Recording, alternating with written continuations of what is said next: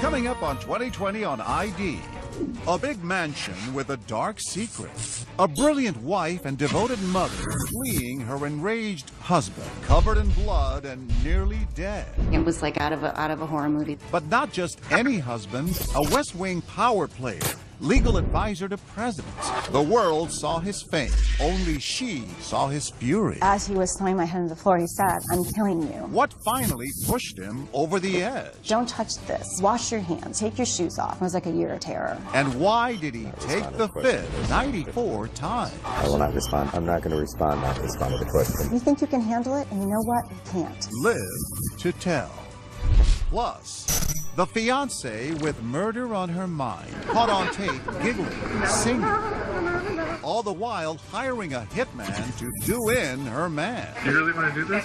Really? And you won't believe who she turned to for help. Honey, I don't know if you can do anything. My body started to shake. Love you to death. Welcome to 2020 on ID. I'm John Quinones. Knowing when to get out of a relationship is always tricky. But for the people you're about to meet, it became a matter of life and death.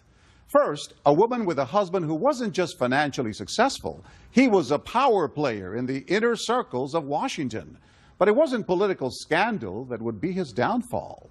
As Amy Robach first told us in 2015, it was the horror of what was going on behind the walls of their stately mansion, a secret that would send his wife running for her life. A frozen night, a dark road, headlights, a heart-pounding pedal-to-the-metal getaway. Mary Margaret Farron and her wide-eyed little girls, a 7-year-old and a 4-month-old baby. The baby not buckled in her pajamas on the passenger seat, and my older daughter was sitting in the back seat. A BMW weaving past the mansions on Wahakme Road, New Canaan, Connecticut. They call their wealthy town the next stop to heaven, but it is far from heaven this night. I go the way I know, which is toward the town and to get toward people. And I don't pull into the first house because I'm afraid he's going to pull in right behind me. Mary Margaret on the run from a brutal assault in her bedroom. The attacker, her husband, J. Michael Farron. It was horrific. I was covered in blood. What looked like a wonderful life vanishing behind them. I looked in the rearview mirror and I saw it was black, it was dark, so I knew he wasn't behind. And then I thought, okay, where do I go? Objects in that rearview mirror are stranger than they appear. A 12-year marriage to one of the most powerful men in Washington. A life of privilege and prestige. A $5 million mansion in New Canaan, one of the richest towns in America, with neighbors like Harry Connick Jr., singer Paul Simon, and scandal star Tony Goldwyn. All that is behind her now. Mary Margaret spent years after the attack living in hiding, fearing for her life. Now she's agreed to come out of the shadows for this first interview, ready to talk about the family secret that almost killed her. And tell me why you want to share your story. I think when the severity of abuse gets to where I ended up with, most women in that situation never get to speak out because they're dead. But I felt it was just critical to speak out and to caution women in terms of getting involved with someone who shows these abusive tendencies. The story of this nearly fatal marriage begins more than a dozen years earlier with Cherry Blossoms, a springtime romance in the nation's capital. I had just graduated from law school and moved to D.C. I had a job and I was going to be studying for the bar exam. Through a mutual friend, we met each other for dinner and we hit it off. We started dating pretty quickly and it was amazing. We had incredible conversations and we went running together and we would be out gardening at his house. I was drawn to him and I thought he was intriguing. I was captivated after some time. The captivating Mr. Farron is a Washington power player, an attorney with an impressive resume. This guy is a serious lawyer. General counsel of Xerox, worked in the Bush administration, had held serious positions in government. This was a very senior, prominent attorney. A search of ABC archives finds Farron holding a news conference in the 90s. We had hoped it would see our overall trade imbalance go down below $100 million. Testifying before Congress, Mr. Chairman, I've prepared a written statement which I've submitted to the committee. appearing on the weekly ABC News program Business World when he was an undersecretary at the Commerce Department. The last thing we want to do is to drive U.S. production of any product offshore. Now, with Mary Margaret by his side, they're a couple to be envied, an all-access pass to all the power and privilege the Capitol has to offer. Here they are, posing with First Lady Hillary Clinton after she had them over for tea at the White House. And there's President Bill Clinton welcoming the Farrens to movie night at the White House Theater in 1999. A private screening of the horror movie Lake Placid, featuring a giant man-eating crocodile. Go under! All the while, Mary Margaret says just beneath the surface of her husband's public persona lurked a scary dark side. Out of the blue, he would just go into this rage, that jealousy, saying I had spoken too long to someone at a cocktail party. And I kept thinking, well, he's just insecure because of our difference in our age. He's 13 years older than I am. And things do get better, or so it seems. Things all of a sudden went really smoothly. But in hindsight, what I realized is that I had completely altered my behavior. I didn't go out with girlfriends. I made sure that I was reachable at all times. I never stood too close to anyone at a cocktail party. I made sure I was attentive to him. And so you become so well-behaved in his eyes, and things are really calm. And what was your wedding day like? It was horrible. He got very angry at me. He got very angry that I hadn't remembered to bring his mother's plane ticket. And I'm sitting on that altar thinking, what am I doing? Who am I marrying? Yeah. And I'm smiling and trying to make everything happy and turn it into a happy day. And I'm seriously sitting there thinking, run. Just run. But she doesn't, and within days, Farron's temper flares again. On the honeymoon, he found out that I had some credit card debt from buying my wedding gown and buying him a groom's present, a pair of cufflinks. And he went berserk. He was screaming in that complete enraged tone. Still, Mary Margaret tries to remain hopeful. I'm an optimist to a fault. I always think that, well, geez, I'm a problem solver. We can figure it out. We can get this done. We can work things out. And she tried. They have 2 daughters and eventually trade Washington for the big house in Connecticut, the new first family of New Canaan. He wanted to move back to Connecticut, and I thought, he's going to be happier. It's going to be a calmer. The pressure is going to be off him. Yeah, and then he'll be nice. He'll be doing what he wants. You won't have this high-pressure job. And I was so wrong. It got worse.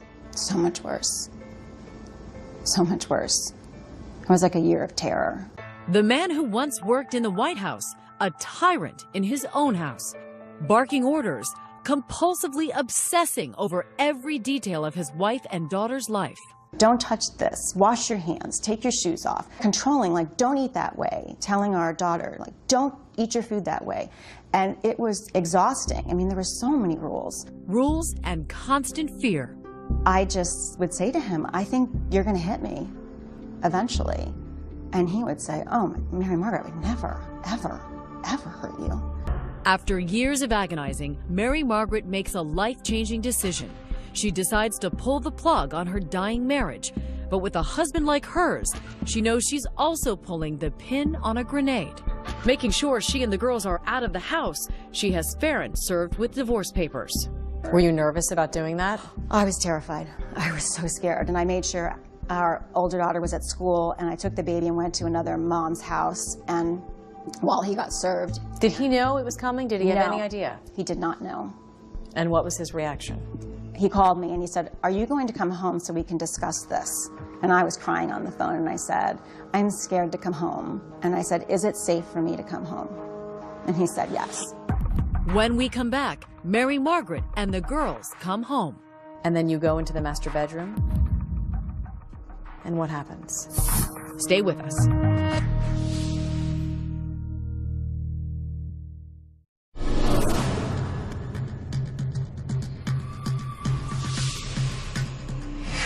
At the $5 million Farron Mansion in New Canaan, Connecticut,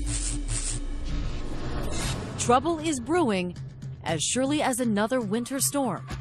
Mary Margaret Farron is increasingly worried about her husband's tantrums and explosive anger. Yes, land of that. J. Michael Farron had risen to the highest levels of government, Senator, we need an effectively funded... negotiating international trade agreements at the Commerce Department, representing the president on legal matters, general counsel at Xerox. His career a brilliant success, but his marriage a miserable failure. He would always threaten to, like, I'm going to ruin your career, or I'm going to, embarrass you. And in terms of calling people I know at your firm or things, or as you're sitting there at a client dinner, which I went to very few of because it was so difficult, and your husband is robo-dialing you, and people can hear him screaming through the phone, and it's embarrassing. What did he say to therapy? No. He said, I'm proud of who I am. He said, I'm not going to go talk to somebody. I like who I am. No. What was the final straw where you said, that's it, I have to file divorce papers? Our older daughter was growing up and challenging him, but then also feeling his rage, starting to see her take the same strategies that I would to avoid triggering his rage, just broke my heart. After she has him served with divorce papers, Farron talks Mary Margaret into coming home with the girls. I did fear that he would slap me or push me or do something. You didn't think your life was going to be in danger? I thought I could manage it. But she has an escape plan. I know that when you went back home, you were strategic. You thought, just in case things don't go well, you put your keys in your car. I did. I thought he would fly into a rage, and I did not want to have the children there during that, if that happened, and I wanted to be able to leave quickly. The divorce ignites J. Michael Farron. 2 nights later, he attacks. You put the children to bed, your baby in her crib, and then you go into the master bedroom, and he's there in his pajamas? Yes. And what happens? He came at me. He put his hands out, and he put his hands around my neck, tackled me to the floor, and started slamming my head into the floor while he was strangling me. He's punching me, ripping out my hair. I mean, I felt like I was being scalped. As he was slamming my head into the floor, he said, I'm killing you. With his children just down the hall in their beds, the former deputy counsel to the President of the United States then begins clubbing his wife with a metal flashlight. And I thought, I'm dying. And then I was thinking, I've got to hold it together. I have to stay conscious so I can save the girls. I have to get help here. Mary Margaret pleads with her husband. His reaction is icy. I said, Mike, we can work this out. Please stop, we can work this out. And he said in this very cold, steady voice, you're just saying that because you're scared. And he continued to beat me with a flashlight. And at that moment, I realized this isn't going to end except when I'm dead. I mean, there was no way you could get free. He was so goal-oriented and so purposeful. And so calm, it sounds like. Yeah, and that's what made it so chilling. And then I'm laying on the floor and falling into unconsciousness again. And he says he's going to the kitchen to get a knife, to kill himself, is what he said. And I thought, life is probably meant for me. Then and there, Mary Margaret, nearly blinded by blood, decides to save herself and her girls.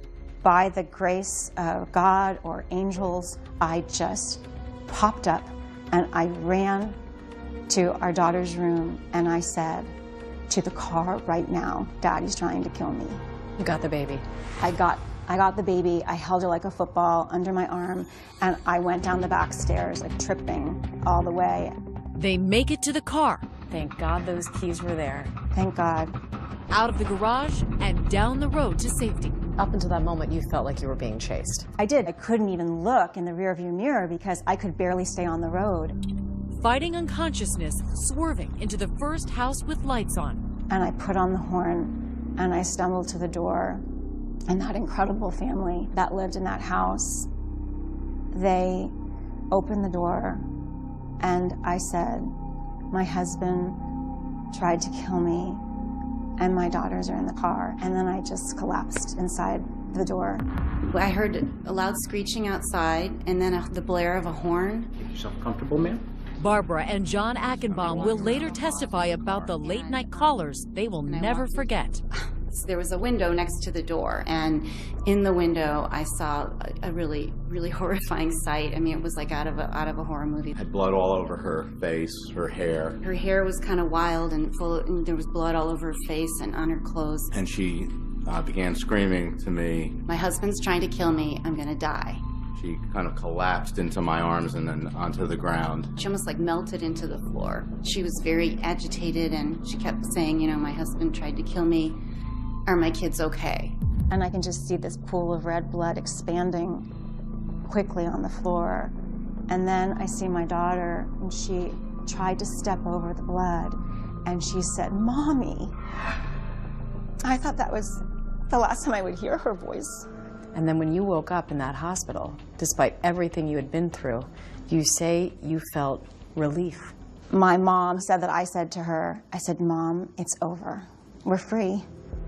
Police photographed the clothes she was wearing, the purple nightgown, the pink robe. The officers so stunned by her injuries, they decide to videotape her right in the emergency room. We must caution you, the images are graphic. He was strangling me really hard. I mean, I was, you know, like my eyesight went. And then with the flashlight, I mean, he just kept hitting me and hitting me with that flashlight. You had a tremendous amount of injuries. A broken jaw, fractures on my cheeks, huge lacerations, and wounds on my head. They put big staples down my forehead. She suffered brain damage and PTSD. Even her smile is permanently altered. Oh, God. This side of my face, my smile, doesn't go up on this side anymore. A lot of work, physical therapy, was done because there was such scar tissue, and I worked on that for a long time. Mary Margaret spends 6 days in the hospital. Prosecutors charge Farron with assault and attempted murder. When we come back, Farron facing lawsuits and criminal charges. A man used to barking out orders, answering tough questions. What he has to say for himself. What you were intending on doing is killing her in this brutal way. Isn't that right, Mr. Farron? But while he may look as guilty as the blood on his hands in the police photos, bringing J. Michael Farron to justice gets a jolt when he stuns everyone by choosing a dark horse defense attorney, himself. There's a famous phrase in the law that anyone who represents themselves as a fool for a client. And typically that's true. But in this case, he may have been no fool at all. Stay with us.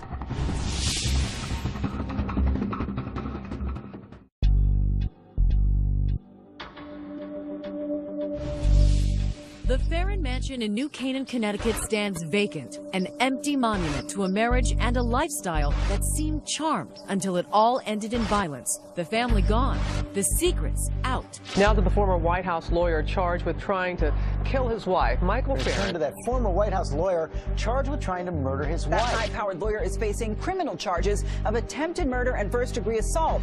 Mary Margaret Farron is in hiding with their daughters, one 7, the other just an infant, recovering from a terrible beating from her husband, as she tells police the night of the attack, afraid he'll come back to finish the job. I'm convinced if he gets out, he's gonna try to kill me and the girls. Her abuser, her husband, is not hiding. He's not even in jail, out on $750,000 bond.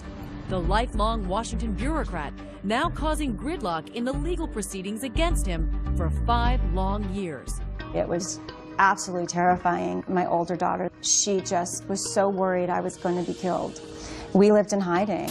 Farron, the Clarence Darrow of delay, filing motions, winning continuances, provoking an astonishing 68 court appearances, slowing not only the criminal case against him, but also a civil lawsuit brought by his now ex-wife, Mary Margaret, suing him over the terrible beating he had given her. I have lasting injuries from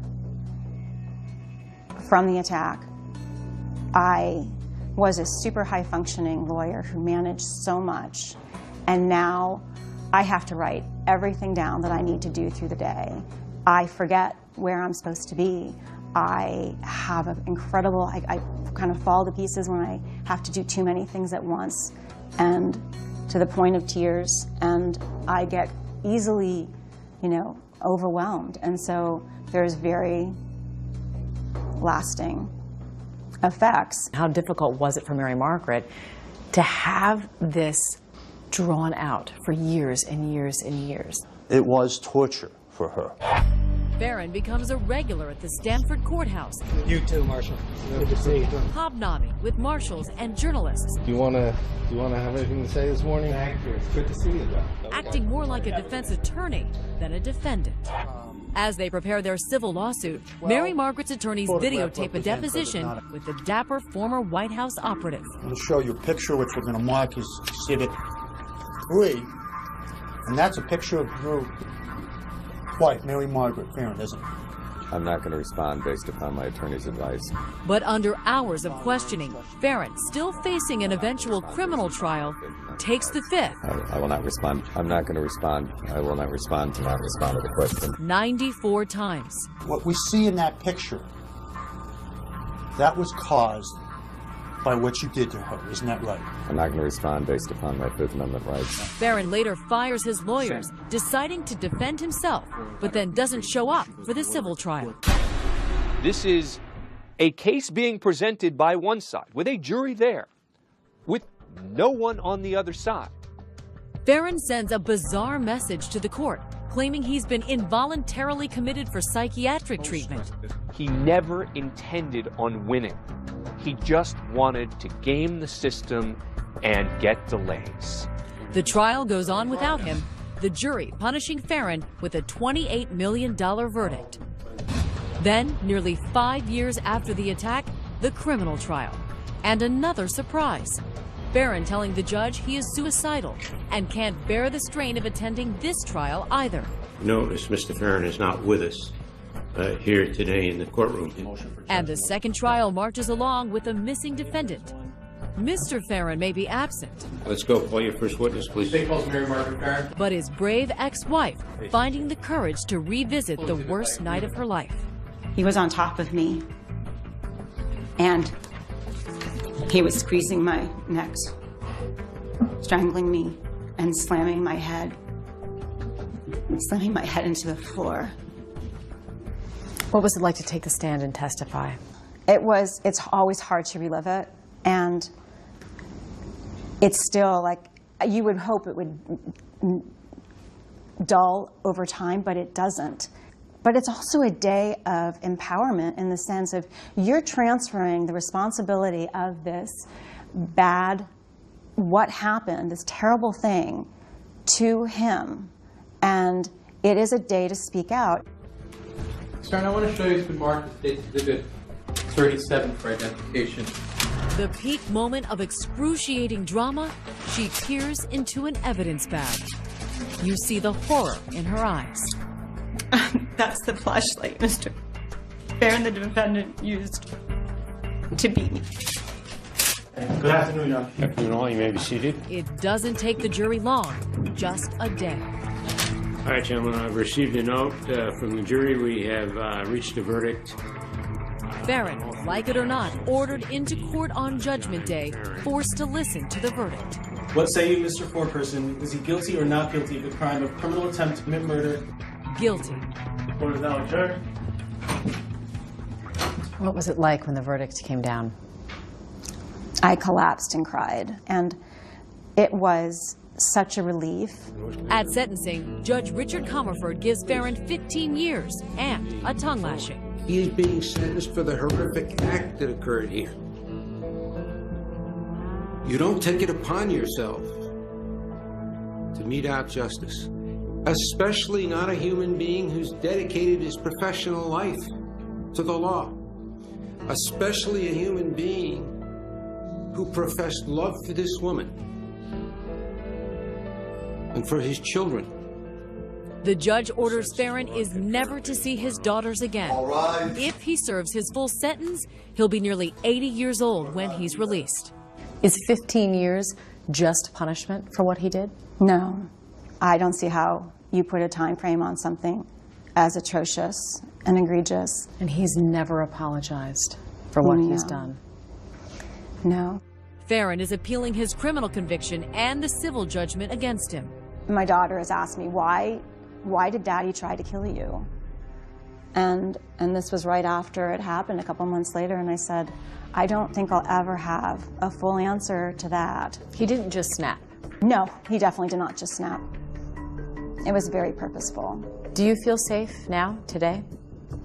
I do. Mary Margaret has a mission now, telling women don't ignore the warning signs. When you're a young woman and you meet this charismatic guy who's so charming and just adores you, but he shows that jealous rage, you know what? Think about what your life is going to be like.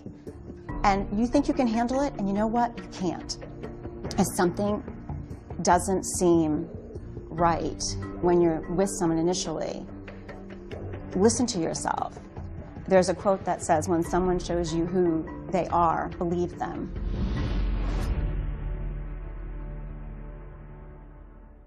As of 2015, Michael Farron continues to appeal his criminal conviction and civil judgment. Mary Margaret Farron reports that she and her daughters are doing well, but she is still coping with the physical effects of the attack. She has begun volunteering for groups that support survivors of domestic violence.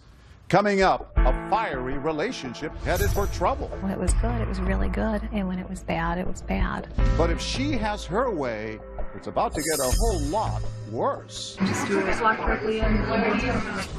Stay with us.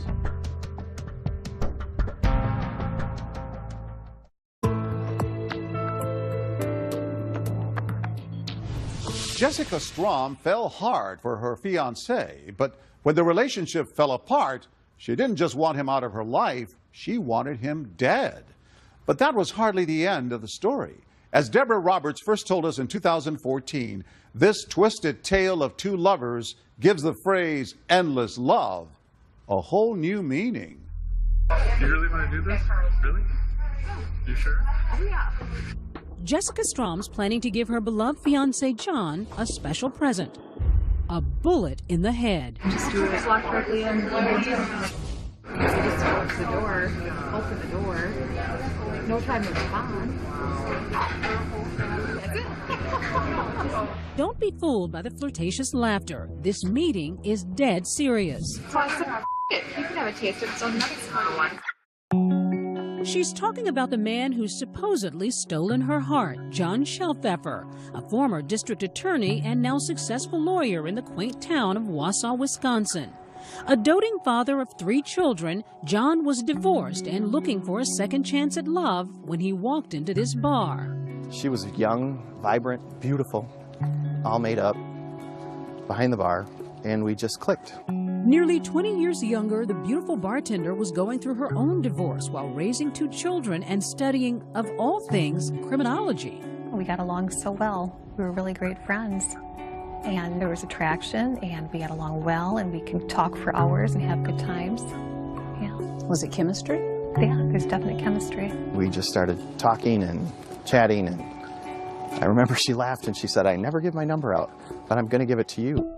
Love was in the air, and within weeks, the May-December romance was flourishing. Did you see her as somebody you wanted to marry? Oh, yeah. I can remember her saying, boy, you better not be leading me down the wrong path, because when I fall hard, and I'm falling for you. And that feeling was mutual. When you find that one person who, for some unexplained reason, just, that's your person. The betrayal still so raw. Scars from a relationship that ran hot and cold. When it was good, it was really good. And when it was bad, it was bad. The good times included romantic nights, even a trip to Disney World for the blended family. The bad times, the kind of stuff you see on reruns of Cops. She doesn't have an off switch. Like, she won't stop. There was some jealousy and some control issues. On whose part? On his part. But John says the problem started with Jessica's volatile temper. How abusive was she? If you can think it, she's probably done it to me. Stomping on my foot with a high-heeled spiked shoe, punches to the face. He says her weapon of choice was a restraining order. She filed several after heated arguments. Jessica owns up to some of those vicious fights. I did stab the sofa in the house. I grabbed a knife and I said to him, I said, if you do not give me my car keys and let me leave, I'm going to slice this couch. I just did a slice and then he screamed, he threw my keys at me, and I said, thank you. And yet, despite all the drama, the relationship endured. Jessica even moved in with her kids. John, you're a lawyer. You've worked in areas of domestic abuse. Why didn't you just quit this relationship? Because I loved her. We have such a strong bond of love, as crazy as that sounds, that we would continue to stay together. You know, it was pure. Pure, maybe. Bizarre, definitely. After yet another restraining order hearing, a smitten John actually popped the question to Jessica in front of the judge. He proposed to me on his knee at a court hearing. And a court hearing? He had a restraining order I had filed. And you had filed a restraining order against him? Yes. Did it never occur to you that this isn't normal? I'm what with my feelings, you know, and he was always there for me. You've got one person who, this is not my fault. This is because of you. This is because of you that I'm doing this. Then you've got another person who is an internalizer. This is my fault. This is my responsibility. I'll take care of this. It's a perfect, like, positive negative match from a battery perspective, because you've got this, like, connection. It's a perfect fit. The start and stop love affair went on for 6 years, until Jessica decided she'd rather plan John's funeral than a wedding. Her chosen hitman, a former classmate from, get this, a criminal justice class she'd just taken. After initially turning Jessica down flat, the man we'll call Alex goes to police. Enter Wausau detective Jennifer Holtz, who took us back to where that first conversation went down. They sat here and she sprang it on him. Would you kill somebody? Right. Would you ever consider killing someone? And he said no. Was he completely blown away by the proposition? Did he say? I think he was, yeah. As of course, he had gone through criminal justice courses with her. But police needed proof that it was a serious murder-for-hire plan. We had him call her, and he said, hey, I wanted to talk to you about last night. Well, I just kind of wanted to talk about what we had talked about yesterday a little bit, because Oh, no. Yeah, okay, that's okay. Yeah, I figured you wouldn't want to. This was something she didn't want to discuss on the phone. That was a red flag to us that, okay, this is real. A serious threat. Right. On the call, the two make a plan to meet later that night at this diner in downtown Wausau to discuss the plot face-to-face. So this is where they came for the sting? Correct. And where did they sit? And we have them set up in a booth right here. That's Detective Holtz on the video, angling the secret recording device just so, minutes before Jessica arrives. I didn't know if you wanted to order something or not. And the sting is on. So how's it going? Cold. I know. After some small talk about Wisconsin's winter weather, it's down to the murderous business at hand. Okay, well, I'm listening. I don't know if you're willing to take the amount of money that I want to do this. Probably not, because I told you like half that amount. Probably not. If you say like $50,000, that would be half that. Could you do 25? No. You can do it for 1,000. For how much? 1,000? I think so. She offered up $1,000, and she leaned into him flirtatiously, and then also offered sex. Could she really have been serious? I think in her mind that she thought that $1,000 and sex was going to be good enough for him.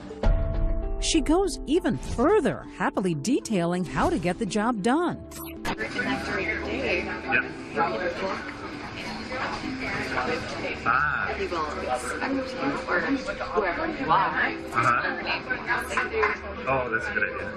Yeah. And then you're Just like that. so I would draw the pictures. She's giddy, even singing while digging out a pen and paper to draw her hitman a map. Door to go in here is here. This is his home office right here, directly connected to the garage. And while he's sitting there, then you can just do it. We told him give her an out. In fact, he asked her that several times. Are you serious? Are you sure about this? And he even asked her, you know, if you're in a bad relationship, why don't you just leave? I keep thinking, you can just walk away from this. I'm gonna walk satisfied. I'm gonna be satisfied. I'm gonna quit. That is true love. One twisted brand of true love. When we return, Jessica has some explaining to do. I can't see anything. I was getting taken completely out of context. And guess who she'll turn to for help? Honey, I don't know if you can do anything. And then my body started to shake. You've got to hear this.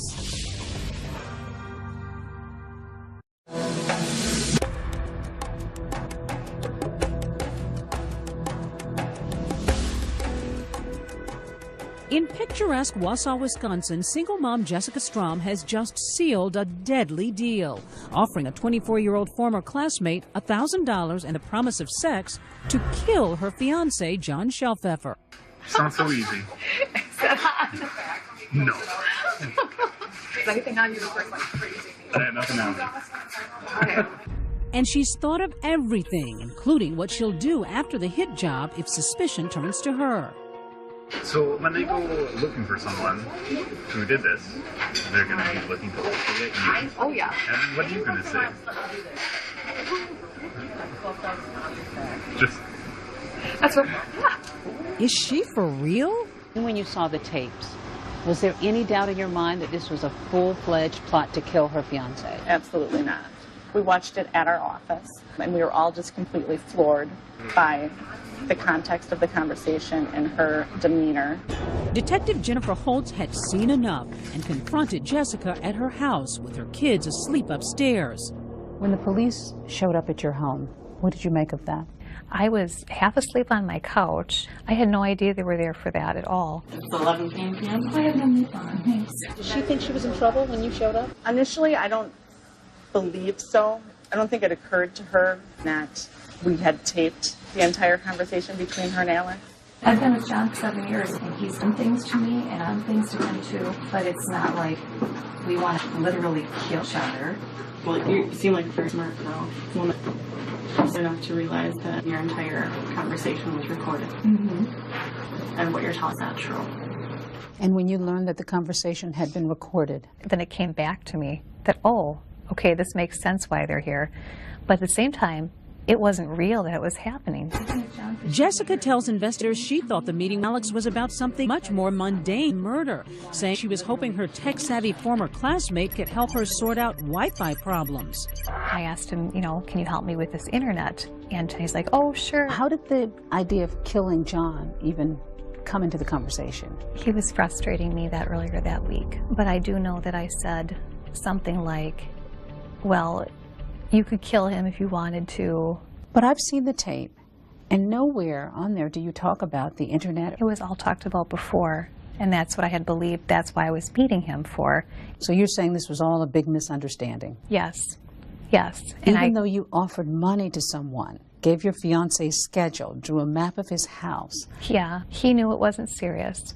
Certainly, you're not joking when you begin to draw maps and make comments about how now your fingerprints are on this map. Never.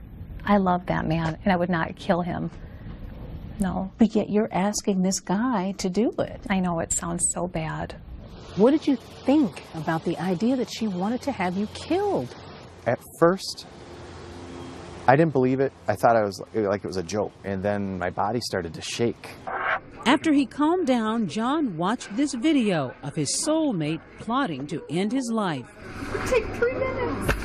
What do you feel when you look at that tape of yourself? I feel taken advantage of. You feel taken advantage of? I feel taken advantage of. I Even really though do. you're the one who's leading him. He actually led to the conclusion of it all. He's carrying on the conversation.